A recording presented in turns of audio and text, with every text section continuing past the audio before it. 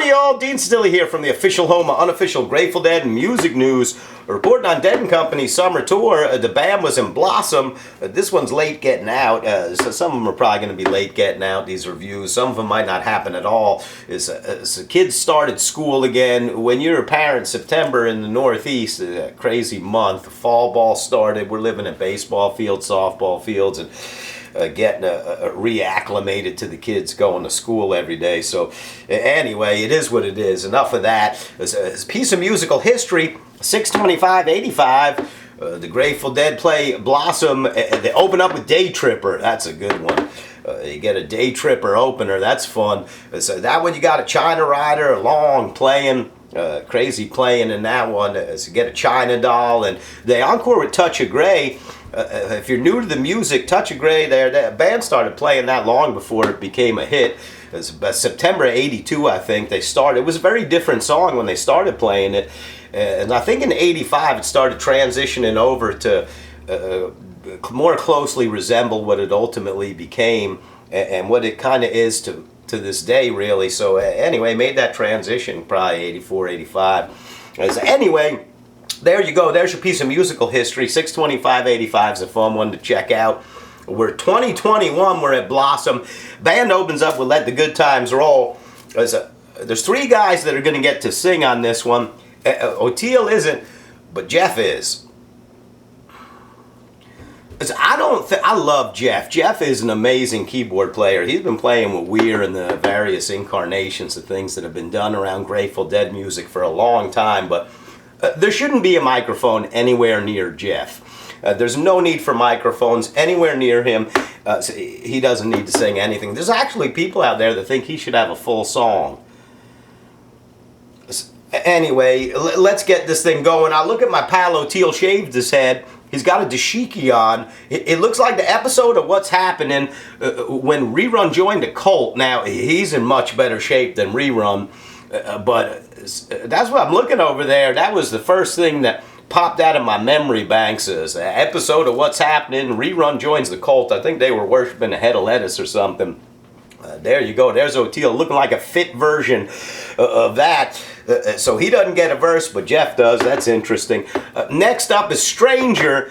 Stranger, Mrs. Weir has left the tour. I think Mrs. Weir must have gone back to California because Weir looks like he climbed out of a child's hamper. That's kind of what he's looking like. Is an absolute mess. Anyway, you get what you get and you don't get upset. It's no big deal. You get Stranger. Jeff and John had some incredibly interesting stuff. They found a spot in there during the Stranger to kind of explore, and that was good. It was funny. At one point, I see Mickey, he rushes a transition to get a lick in that nobody can hear. And so, but at least he rushed to get there. That was a good thing. Next up, you get Next Time You See Me. Mayor's always good on that. Loser's up next. Loser, if you like a lot of extra notes in all of your segments and solos, you like that one. Mayor made sure he didn't cheat that song of any notes. For the first time, here's something interesting about Mickey. For the first time since I think 1995 on Loser, I heard him doing some things. I heard him a little bit in Loser. It seemed like one song they turned Mickey up. I'd like to see him get turned way up for a show. I bet he's doing some stuff back there that would sound pretty good if you could hear him. So anyway, I heard him for the first time in a segment other than drums during Loser. So I can mark that off of my list.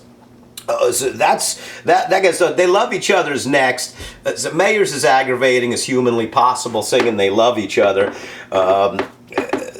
That's all I'm gonna say about that. You get Cassidy Birdsong to end the first set. That one, hey, how about that? You get two psychedelic jammy jams to end the first set. That's fun. That's a good time. So back in the day, you got a lot of Cassidy Birdsong, Promised Land, Masterpiece Birdsong, Promised Land. They like mixing those things up back in the day. Here you get the Cassidy Birdsong, and Weir in full Shatner eyes, and I guess to honor the Star Trek's 55th birthday, Weir, beam me up, Scotty. Shatner has arrived for Birdsong, and they find that interesting spot in there, that heavy jam that they do. That's good. I kind of personally like something. I like to end it with something a little more upbeat. It ended on the bird song. Great bird song, Jan. Kind of makes for a mellow intermission. Anyway, that's all right. Sometimes going to be a mellow intermission.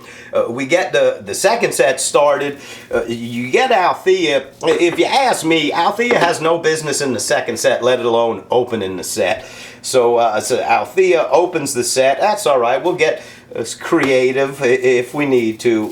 It's can't talk to you without talking to me. I don't know. So maybe I'm just thinking a lot about less and less. That could be the case. So anyway, Althea was okay. Not necessarily what we're accustomed to hear, and it probably had no business showing up there, and that's probably why it was just okay. So from there you get Scarlet. Scarlet, I thought, was raging. This could be a good time. They're showing crowd shots. Everybody's having a blast. The Scarlet kicks a party off. People are high-stepping out there. At one point on the stream, they go across the crowd. I think I saw Drew Carey out there. I think I saw Drew Carey jamming out. It reminded me, I bet he loves Dead and Company because he understands what it's like. Because really, The Price is Right has never been the same without Bob Barker. Bob Barker was the Jerry Garcia of game shows, and really, it's never been the same since Bob Barker left us. Anyway, Drew, you've had a good gig. I'm glad you were at the concert. I hope you enjoyed yourself, but The Price is Right just isn't the same. Anyway, that's nonsense. The end of Scarlet.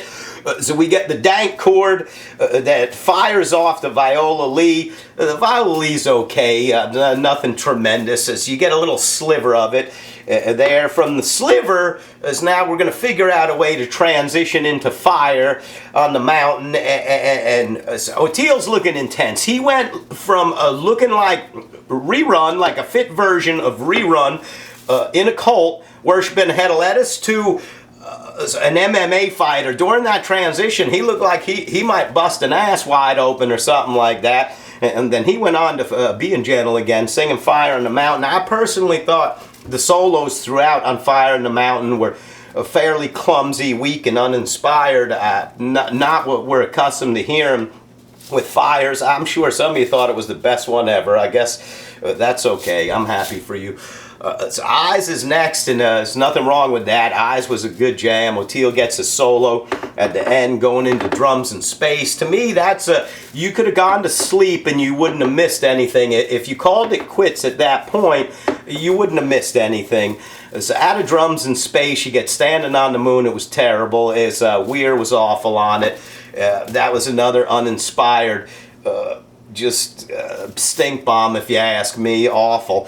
You get another sliver of Viola Lee after that. I'm not sure that was real connected or anything worthy. Here and Again, Not Fadeaways next, and this one was a clunker out of Drums in Space to me. That just didn't have much of anything, it seemed. Broke down your encore. So there you go. There's your Sweet Blossom Come On. I thought you'd get, Sugar Mags just for the Sweet Blossom Come On. Anyway, you got Not Fade Away. A post-drum segment to me, not very good. The rest of it, as I thought, was okay.